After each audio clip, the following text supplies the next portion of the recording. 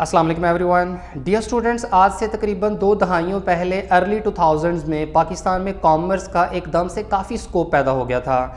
बहुत से तलबा इंटरमीडिएट करने के बाद बीकॉम करते थे। तब बीकॉम 2 इयर्स का होता था, जिसे देखो वो बीकॉम कर रहा है, चाहे तो बीकॉम के बाद एमकॉम या एमबीए कर लिया और इसके बाद इन्हें मुनासिब जॉब मिल जाती थी। बीकॉम करने के बाद तलबा डिफरेंट बैंक्स, ऑर्गेनाइजेशंस और सरकारी महकमों में जॉब्स हासिल कर लिया करते थे। लेकिन फिर बीकॉम करने वाले तलबा की तादाद इतनी ज़्यादा हो गई कि उतनी जॉब्स अवेलेबल नहीं थी और फिर बीकॉम में सैचुरेशन होने की वजह से जॉब्स के मौके कम हो गए।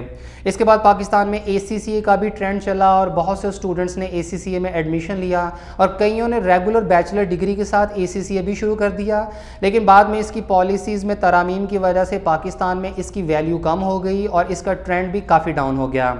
इसके बाद दौर आया IT का और पाकिस्तान में BS computer science, BS software engineering और BS इंफॉर्मेशन टेक्नोलॉजी का ट्रेंड चल पड़ा।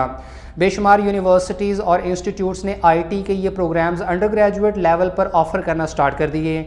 इसकी एक बड़ी वजह यह थी कि पाकिस्तान में IT की इंडस्ट्री तेज़ी से ग्रो कर रही थी और IT के ये प्रोग्राम्स करने के बाद कैंडिडेट्स को अच्छी जॉब्स मुयस्सर आ जाती थी। लेकिन फिर वही हुआ कि हज़ारों तलबा ने IT की फ़ील्ड में कदम रखा, सप्लाई डिमांड से ज़्यादा हो गई और इस फील्ड में भी अनएम्प्लॉयमेंट आ गई। अभी भी CS और सॉफ्टवेयर इंजीनियरिंग एट्सेट्रा का स्कोप नो डाउट है और इसमें अच्छी जॉब अपॉर्चुनिटीज़ अवेलेबल होती हैं, लेकिन आज से 10 साल पहले से अब तक इसमें कमी आई है क्योंकि IT ग्रेजुएट्स की तादाद काफ़ी ज़्यादा हो गई है।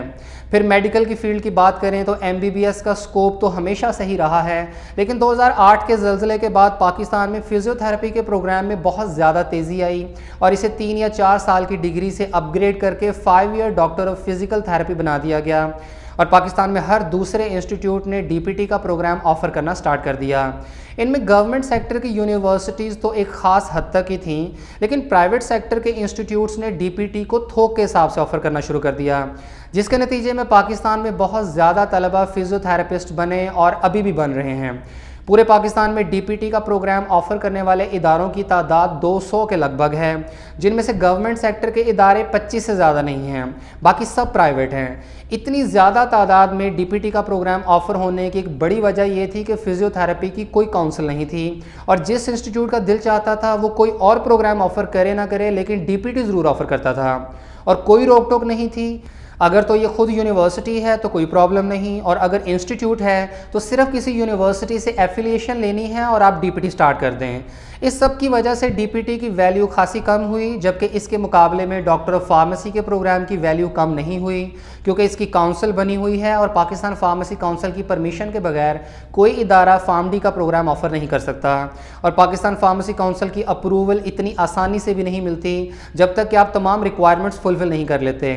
लेकिन जिस हिसाब से DPT का ट्रेंड चला है वैसे किसी और प्रोग्राम का नहीं हुआ। जिस किसी के पास भी एक इंस्टीट्यूट बनाने जितनी इन्वेस्टमेंट होती थी तो वो उसमें ईजिली DPT ऑफ़र करना स्टार्ट कर देता था। और फिर मौजूदा दौर में इस वक्त सबसे ज़्यादा ट्रेंड जिस चीज़ का चल रहा है और आने वाले कुछ सालों तक रहेगा जब तक कि इसमें भी सैचुरेशन नहीं आ जाती, तो वो है अलाइड हेल्थ साइंसेज़ की फ़ील्ड। अब मज़े की बात यह है कि अलाइड हेल्थ साइंसेज में काफ़ी ज़्यादा प्रोग्राम्स आ जाते हैं, जैसे कि MIT, MLT, operation theatre technology, cardiac perfusion, anaesthesia, audiology, optometry, dental technology, respiratory therapy, speech and language pathology समेत कोई 20 के करीब प्रोग्राम्स हैं। जो सलूक DPT के साथ हुआ था अब वही अलाइड हेल्थ साइंसेज के साथ हो रहा है कि हर दूसरा इंस्टीट्यूट अलाइड हेल्थ साइंसेज के प्रोग्राम्स ऑफ़र कर रहा है। इसकी भी कोई काउंसिल नहीं है और किसी भी इंस्टीट्यूट को अलाइड हेल्थ साइंसेज के प्रोग्राम्स ऑफ़र करने में कोई रुकावट नहीं है। अलाइड हेल्थ साइंसेज के अक्सर प्रोग्राम्स का इस वक्त तो स्कोप काफ़ी अच्छा है और इसमें जॉब अपॉर्चुनिटीज़ अवेलेबल हैं, लेकिन अगर इसी हिसाब से चलता रहा तो कुछ ही सालों में अलाइड हेल्थ साइंसेज में भी जॉब अपॉर्चुनिटीज़ कम और ग्रेजुएट ज़्यादा हो जाएंगे। कुछ दिनों पहले इसी चैनल पे मेडिकल लैब टेक्नोलॉजी के ऊपर एक वीडियो बनाई गई थी और रिसर्च करते हुए ये पता चला कि पाकिस्तान में BS MLT का 4 ईयर प्रोग्राम ऑफ़र करने वाले पब्लिक और प्राइवेट सेक्टर इंस्टीट्यूशंस की तादाद 130 तक जा पहुंची है और ये तमाम अलाइड हेल्थ साइंसेज के प्रोग्राम्स में सबसे ज़्यादा ऑफ़र किया जाने वाला प्रोग्राम बन चुका है। इसी तरह आहिस्ता आहिस्ता बाकी प्रोग्राम्स के साथ भी ऐसा ही होगा। लेकिन सोचने वाली बात यह है कि जिस हिसाब से तलबा मैट्रिक के बाद FSC प्री मेडिकल में आते हैं तो सबका तो ऑब्वियसली मेडिकल कॉलेजेस में एडमिशन नहीं हो सकता, तो MBBS और BDS के बाद फिर स्टूडेंट्स के पास PharmD, DPT, न्यूट्रिशन और अलाइड हेल्थ साइंसेज की ही ऑप्शंस बचती हैं, या फिर ये तलबा मेडिकल की लाइन छोड़कर किसी और फील्ड में जा सकते हैं। अब अलाइड हेल्थ साइंसेज के बाद नेक्स्ट किस फील्ड का ट्रेंड चलेगा इस बारे में अभी कुछ नहीं कहा जा सकता। अगर आप कोई गेस लगा सकते हैं तो कमेंट्स में ज़रूर बताइएगा। लेकिन ट्रेंड का सबसे बड़ा फ़ायदा ये ज़रूर होता है कि जो इस फील्ड के अर्ली बैचेस होते हैं वो अच्छी जॉब्स हासिल करने में कामयाब हो जाते हैं और बाद वालों को थोड़ी स्ट्रगल करना पड़ती है। होना तो ये चाहिए कि हर फील्ड की रेलेवेंट काउंसिल बनाई जानी चाहिए जो कि तमाम इदारों को सुपरवाइज़ करे। जैसे अगर PMDC या PMC ना होती और जो कोई इदारा भी अपनी मर्ज़ी से MBBS और BDS ऑफ़र करने लग जाता तो फिर तो इनकी भी वैल्यू ना रहती।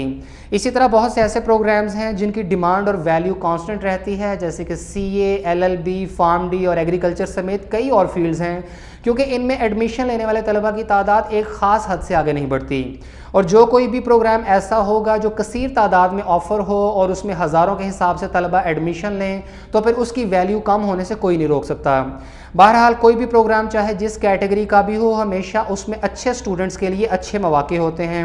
कोशिश करें कि आप एवरेज स्टूडेंट से मेहनत और लगन के साथ टॉप स्टूडेंट्स में शामिल हों, फिर आपको जॉब का कोई मसला नहीं होगा इंशाअल्लाह।